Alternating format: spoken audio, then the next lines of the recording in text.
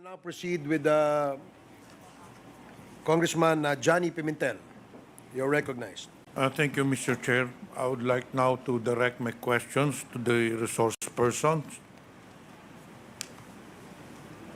Magandang umaga po, Honorable Jed Mabilog. Ano hong tunay na pangalan po natin, Mayor? Your Honors, yung tunay na pangalan ko po ay si Jed Patrick Escalante Mabilog. Ano po ang palayaw po natin? Ano ho ang tawag ng mga kaibigan sa inyo? Your Honors, Jed po. Okay, Jed. Saan ka nakatira ngayon, Jed? Pero siguro for security reasons, ayaw mo munang i-divulge yun, hindi po ba? Opo, Your Honor. Anyway, dito po tayo sa sinumpaang salaysay mo. Meron ho kayong sinubmit o sinumite dito sa komitiba. Ang yung affidavit po ninyo dated September 18, 2024. Hindi po ba? Opo, Your Honor. Ito bang sinumpaang salaysay mo ay pinatutuhanan mo ang lahat ng nakalagay dito? Yes, Your Honor. Wala po bang nag-udyok sa'yo? You have done this on your own free will and accord? Yes, Your Honor. So kung mamarapatin po ninyo, isa-isahin ho natin itong sinumpaang salaysay po ninyo. Sa paragraph 1 po, pinakita ho ninyo dito na medyo matagal na po kayo sa politika. Pwede pang isalaysay ninyo sa amin paano kayo napasok sa politika? Kailan ho kayo napasok sa politika? Nung dati pa, sir, po, Your Honor, I was chairman of the Kabataang Barangay. And then, ito po ang umudyok. Anong taon po yun, Mr. Chair? In, Your Honor, in 1984 until 1986, Your Honor. Ilan taon po kayo noon? Kabataang Barangay, Your Honor, hanggang 18 years old po. So batang-bata pa po kayo. Anong sunod ho ninyong posisyon sa politika? Your Honor, I was city councilor in the year 2004. Ano din pong sumunod? Your Honor, in 2007, I became the vice mayor of the city of Iloilo. And then yung sunod po? Your Honor, I was elected mayor in 2010, in 2013, and in 2016, Your Honor. So, hindi na ho ninyo natapos yung termino ninyo dun sa third term kasi according sa inyong salaysay, nung 2017 umalis na po kayo, hindi po ba? Yes, Your Honor. Umalis po ako nung 2017. At saka nung kayo mayor po, according to your affidavit, you have had several awards. So meaning that you really performed well during your tenure as the mayor of Iloilo City. Can you expound on this? Yes, Your Honor.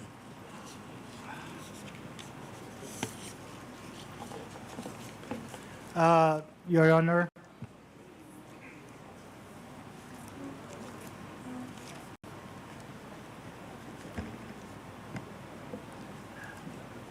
Your Honor, for the international awards for Iloilo City and myself, the Iloilo City has been awarded as a service award for business by the Philippine American Chamber of Commerce.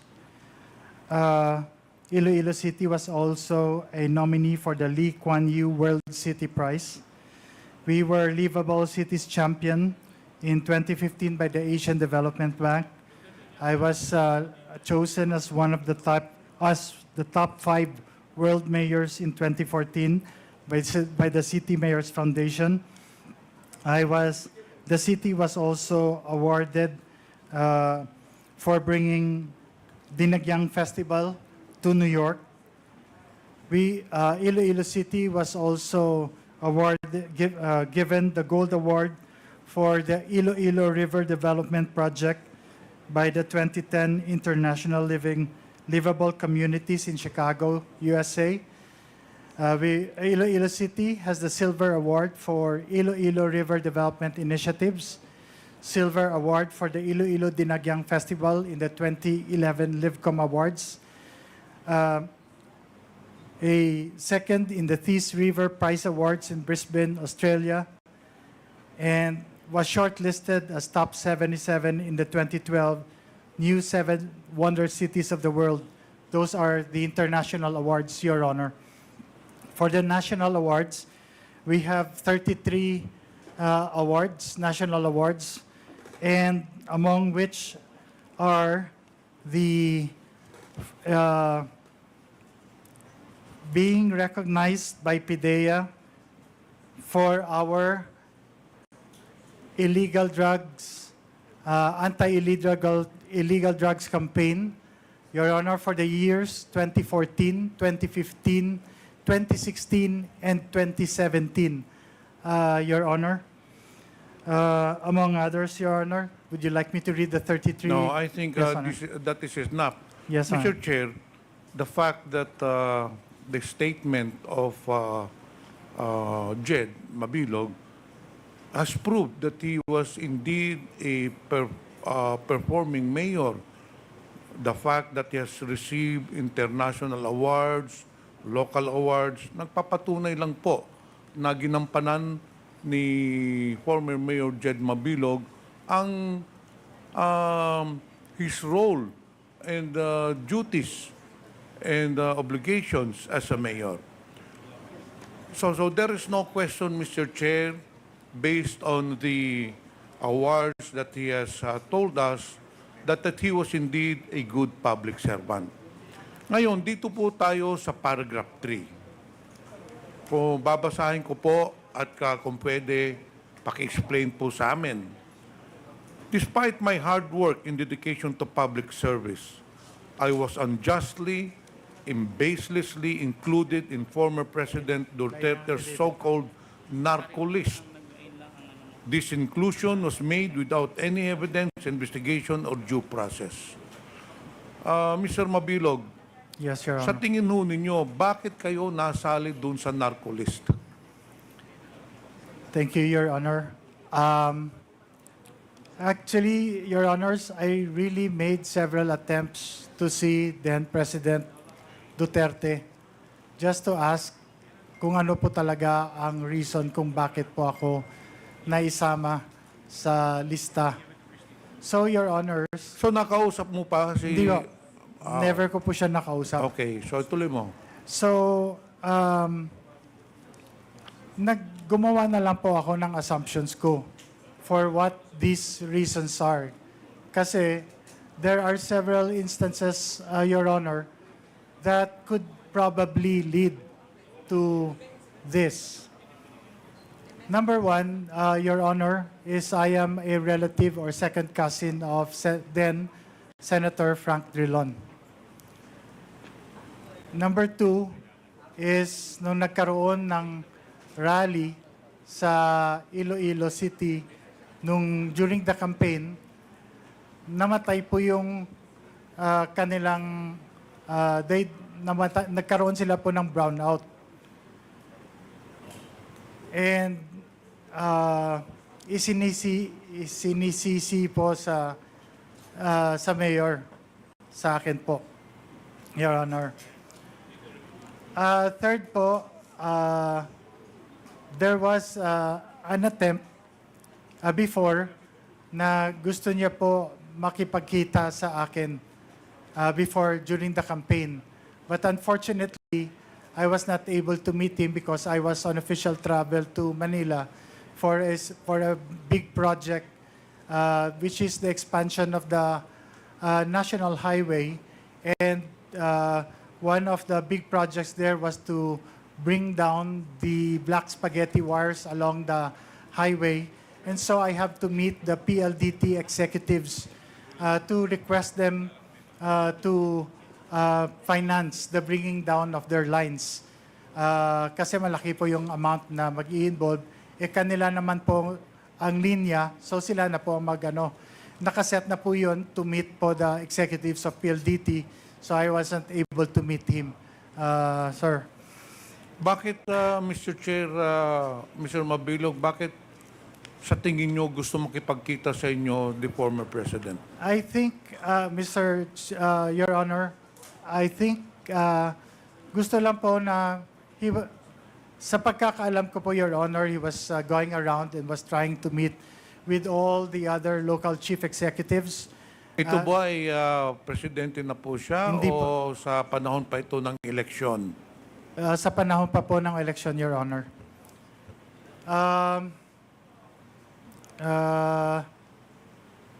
Yung isa pa po, Your Honor, is that Iloilo City, hindi pa po siya presidente, Your Honor, Iloilo City was always compared to Davao City. I have here po all the newspaper articles with me that would show that even Solita Monsod compared myself to then Mayor Rodrigo Duterte. So palagi po kino-compare kami po. So again, these are only my assumptions and presumptions, Your Honor, because I never had I never really knew what was the main reason.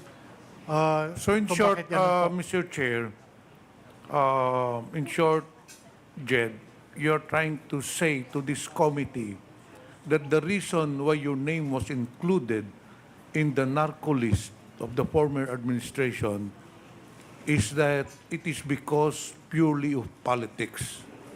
Dahil po ba kayo ay hindi sumuporta noong 2016? Yung po ba ang sinasabi ninyo dito sa komitiba na sa tingin ninyo, sa opinion mo, kaya ikaw bineltahan, ikaw ang binilikan, nilagay ka sa Narcolissst dahil hindi ka sumuporta noong during the 2016 presidential elections. Ganun po ba? Yes, Your Honor. Kasi ang resulta po, Your Honor, ng elections na yon, President Rodrigo Duterte got only po 13.7% in the total number of votes in Iloilo City, which is his lowest percentage votes Sino po all ba ang over the nanalong country. presidential candidate doon sa Iloilo at that time? Your Honor, si Manuel Rojas po. Okay, dito po tayo sa paragraph number 4. So, nung nalaman mo, Mr. Mabilog, Mr. Chair, na ikaw kasama sa Narcolissst, ano hong ginawa ninyo? Did you try to reach out to the police authorities to clear your name? Or did you ask some of your friends, dahil ikaw ay isang mayor, natural, may mga kakilala ka dun sa regional police office, meron kang kilalang mga police dun sa provincial police office. Hindi ka ba nagtanong-tanong bakit nasali yung pangalan mo dun sa Narcolissst? Ano ang ginawa ninyo nung nalaman ninyong kayo ay kasama sa Narcolissst? Your Honor, una po ay meron pong instructions from the Chief of Police to surrender all firearms. And then the next thing... Sandali, Mr. Chair. Sorry, Your Honor. Sinasabi mo ngayon na pinuntahan ka ng Chief of Police para isurrender ang mga firearms mo. Was this after na ikaw ay nasali sa Narcolissst or before ka nasali sa Narcolissst? After nasali sa Narcolissst. After nasali. PRRD Narcolissst. Okay, please proceed. And then, yung lahat na security personnel na naka-detail po sa mayor ay tinanggal. Yung ginawa ko, Your Honor, is pumunta sa then PNP Regional Director na bagong assigned at saka kinausap ko po siya kung ano po ang dapat gagawin. And then I explained to him all these programs that I have undertaken and the City of Iloilo's programs against illegal drugs. Pinapaliwanag ko po na ito po yung mga programa namin, and that is why I was really wondering kung bakit po ako na isama sa lista po. Mr. Mabilog, hindi nyo pa po tinanong yung regional director nung nagkita kayo, Director, bakit ako nasali dito? Hindi ka ba nagtanong sa kanya? Your Honor, I think I did. Kasi yun po, dala-dala ko po ito. Meron po akong compilation po, executive summary of the Iloilo City Anti-Illegal Drug Programs from 2010 to 2016. Ibinigyan ko po sila ng kopya kasi I always have this. This was a requirement by PIDEA that we submit reports to them annually. So, kumpleto po kami ng data, at saka yun po sinabi ko, Sir, bakit po ako nasali? Bakit po yung Iloilo ay most shabualized? Na ito po yung mga programa po namin. So anong sagot niya sa iyo, Mr. Chair? Anong sagot sa iyo nung tinanong mo siya, bakit nasali ako sa Narcolissst when in fact I am the one heading the anti-illegal drug campaign in Iloilo? So anong sagot ng regional director? Your Honor, sagot niya po